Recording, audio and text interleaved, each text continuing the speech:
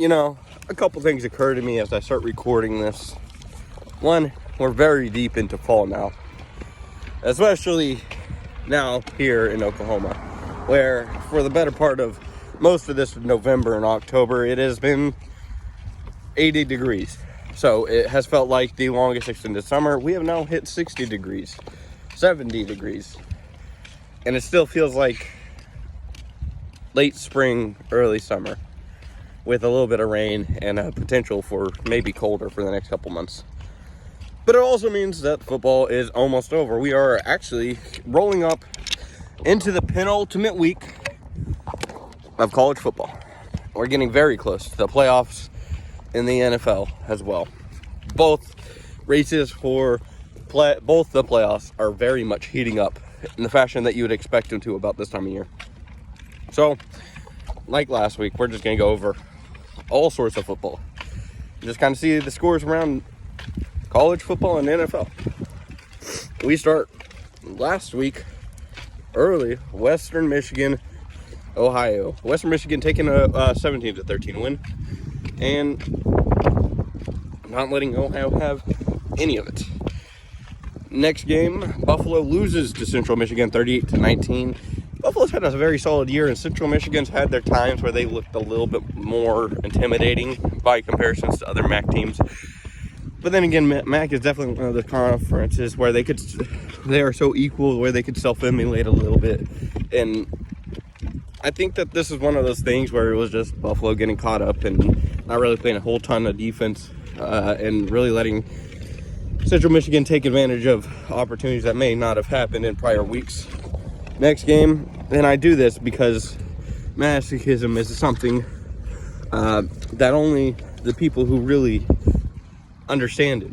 How about I put it like this? Masochism is a thing that we do because it is enjoyable to go through a specific type of pain, and this kind of pain is watching UMass be the most overglorified FCS team in the world and losing to Northern Illinois, who only has 2 wins on the year. I think prior to this, and now 3. 45-3. UMass is the only team to make Kent State and Akron give up or let them drop 40 points on them. That is a overglorified FCS team if I've ever seen. Old Dominion put Troy on their ass 33-0. And for the Thursday night football, New England took care of the Jets 27-14.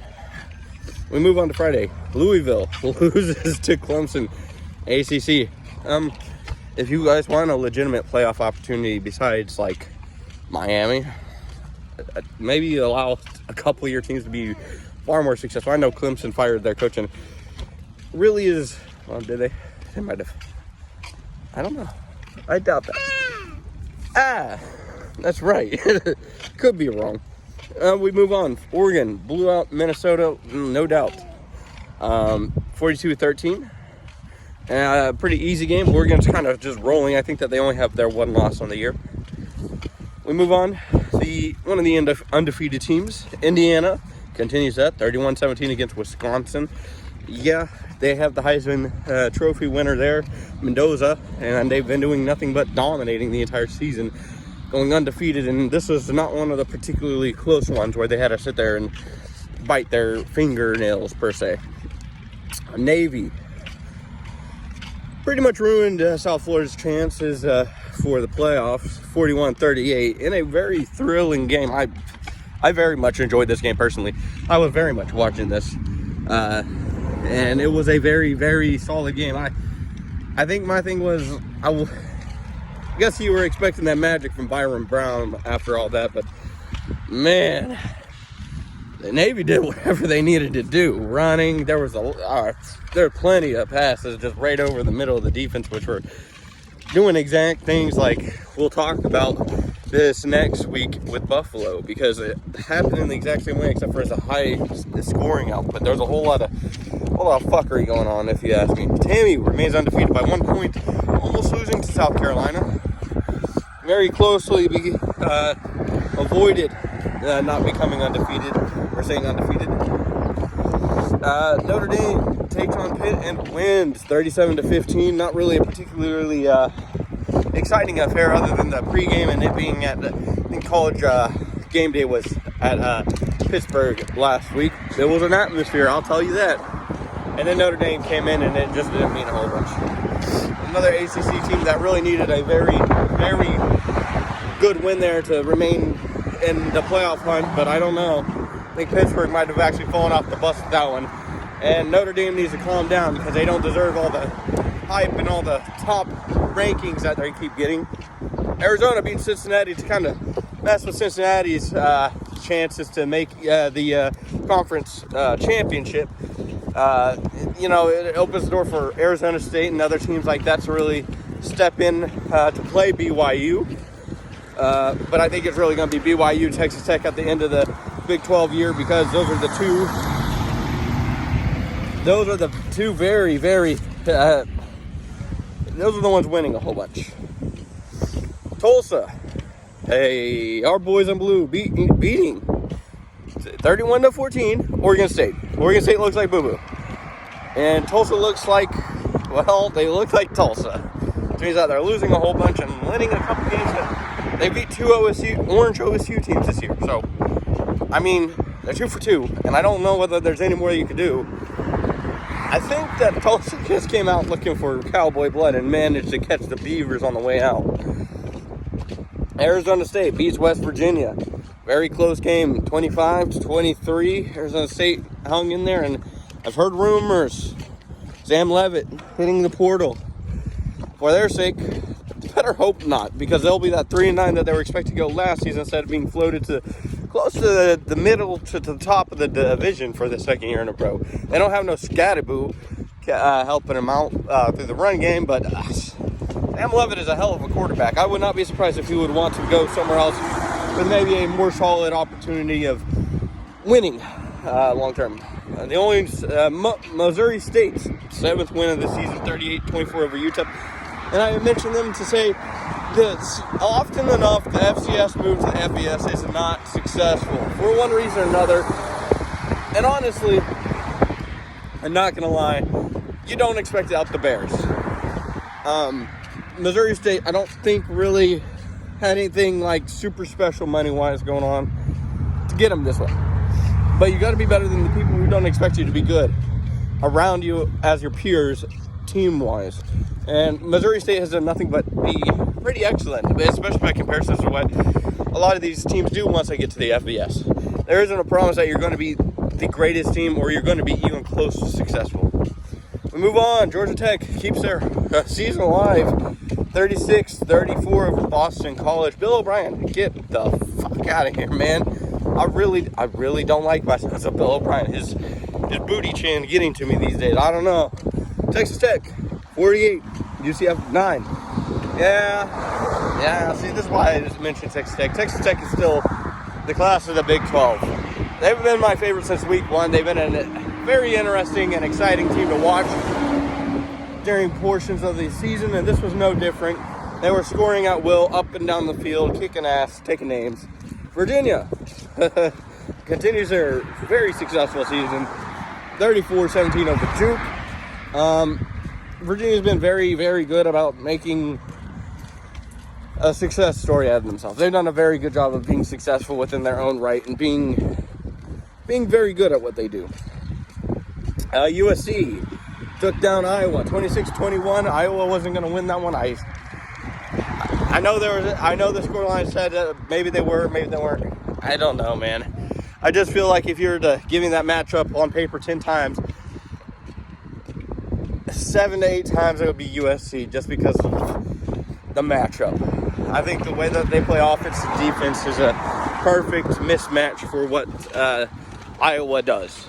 And I don't know whether there was a positive world where there was something that Iowa could have done a little bit more to really close out the game, but nah.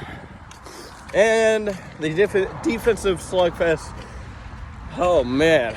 Oklahoma beating Alabama when it matters the most, keeping the season alive. 2 losses on the year, 8-2. Now ranked in the top 10. Oklahoma goes to Alabama and takes care of business, wipes off their hands and says, man, all I got left is Missouri.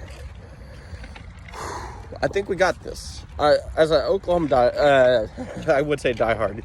As I am a Oklahoma fan. I am extremely excited. I love watching Oklahoma be successful because the spirit within the school, the expectation of excellence, and when we start getting a bit of excellence, the fan base just goes nuts, and there's a lot of passion, a lot of noises going on.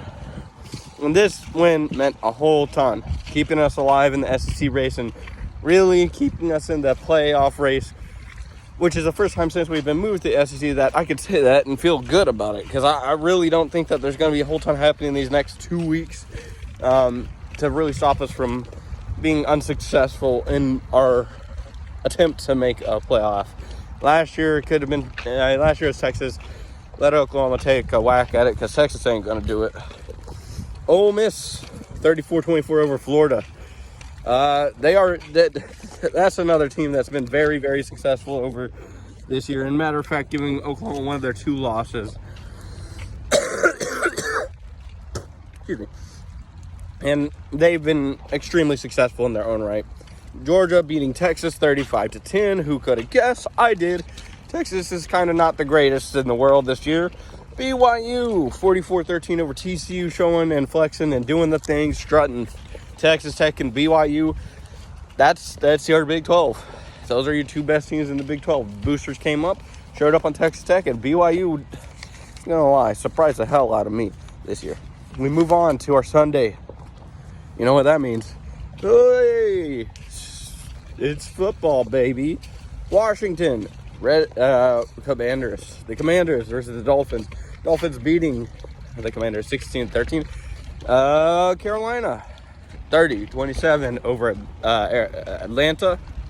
Tampa Bay 32, losing to Buffalo 44-32. Go Buffalo, but yeah.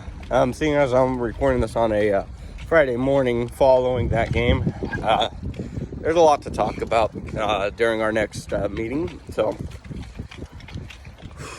yeah. The Chargers losing to Jacksonville 35-6. Minnesota losing to Chicago 19-17. Green Bay taking care of business 27-20 against the Giants. Pittsburgh 34, Cincinnati 12. Houston 16, Tennessee 13. San Francisco 41, Arizona 22. Seattle 19, the Rams 21. Baltimore 23, Cleveland 16. Kansas City 19, Denver 22. Kansas City looking lost in the water. They need some water. They need some help. They need some milk. And then we move on to our last 2 games. Sunday night, Detroit loses to Philly 16-9. And our Monday night matchup, Dallas beating Vegas 33-16, because Dallas needs a win about this time of year, and the Vegas aren't going to do anything more than stick out in Vegas and hope for the best. That's it. I made it quick this time. Looks like it's going to be less than even 14 minutes. So until next time, it's James, not Freebie. And you enjoy yourself. Enjoy that football. I guess we'll be back to talk about what happened this week next week. Bye.